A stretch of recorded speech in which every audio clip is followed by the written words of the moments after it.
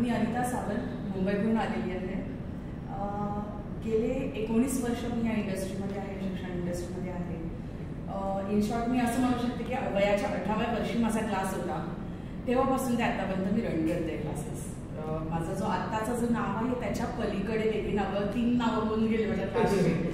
So हे आत्ताचं जे नाव आहे ते 8 वर्षापासून चालू आहे. सो आणि सक्सेसफुली रन करते. पण माणूस आहे सगळ्यांना सॅटिस्फाईड नसतात. तर जो आपण आत्तापर्यंत जो सक्सेस मी मिळवलेला आहे, माझं असं अपेक्षा आहे की त्याच्याही पुढे मला जायचं आहे. कारण माझं एक टार्गेट होतं की इतक्या वर्षीपर्यंत माझं 3 ब्रांच हवी आहे मला. तर त्या 3 ब्रांचसाठी माझं काम चाललेलं आहे आता सध्या. आणि सरांचं जेव्हा ॲड मी बघितले होते, DMIचे जेव्हा ॲड बघितले होते, ते स्पष्टपणे तिकडे लिहिलं होतं की 60 to 600 ॲडमिशन्स हवे असतील तर तुम्ही ह्या सेशनला अटेंड घ्या करून. आणि त्यात मी कॉलही केला होता. आदित्य सरांनी मला फार छान तिकडे सजेशन दिलं होतं. NEP विषयी स्पेसिफिकली सजेशन तिकडे छान होतं. आणि मी ते ऐकल्यानंतर म्हटलं डेस्परेटली मला मुंबईवरून इथपर्यंत पुण्याला येणं मला गरजेचं आहे.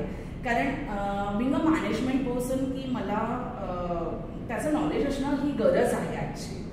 आणि त्याच्याही पलीकडे म्हणजे मला वाटलं की तेवढं नॉलेज असेल, पण त्याच्याही पलीकडे गणेश सरांनी देण्याचा प्रयत्न केलेला आहे. भरपूर सारी उदाहरणं दिलेली आहेत त्यांनी. आणि त्याच्यातून इव्हन ही उदाहरणं मी नक्की माझ्या क्लासमध्ये वापरणार आहे. आणि म्हणतात एक साठा तयार झाला इन शॉर्ट आता सध्या, की ह्या उदाहरणांना मी अजून माझ्या फ्युचरमध्ये म्हणजे पॅरेंट्स पुरतंही इव्हन नॉट इव्हन स्टुडंटपर्यंत पॅरेंटला सुद्धा हे वापरणार आहे. इथे कुठेतरी फायदा होईल नक्कीच. माझ्याकडे स्ट्रॅटेजीज आहेत काही क्लासेसच्या, कारण इतकी वर्ष रन करते क्लासेस. तर पण त्या स्ट्रॅटेजीजला अजून एक म्हणतात ना जोड देण्यासाठी मी या सेशनला अटेंड आहे. आणि कुठे ना कुठे येस मला वाटतं की काहीतरी फायदा होतोय. किंवा ज्या गोष्टी आता नॉर्मल एक एक्झाम्पल देते की आपल्या सगळ्यांना माहिती आहे व्हॉट्सअप पण सगळेजण रन करतो, सगळेजण इन्स्टा, फेसबुक पर्सनल लेवलवर करतो, बिझनेस लेवलवर करतो. पण त्याला सपोर्टिव्ह आता न्यूली लॉन्च जे काय ॲप्स तयार झालेले आहेत याची काहीच कल्पना नव्हती. जेन्युइन स्पीकिंग याची मला काहीच कल्पना नव्हती.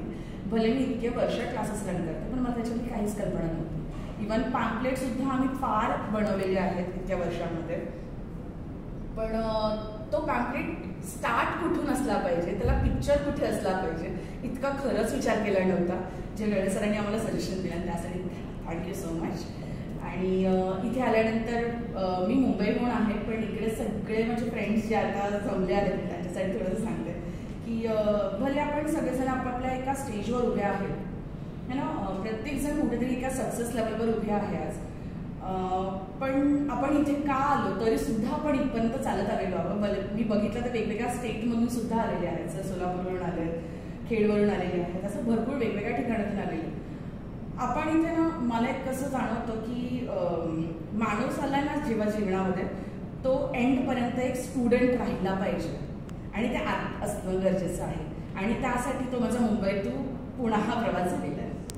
सो थँक्यू सो मच सगळ्यांची भेट झाल्याबद्दल.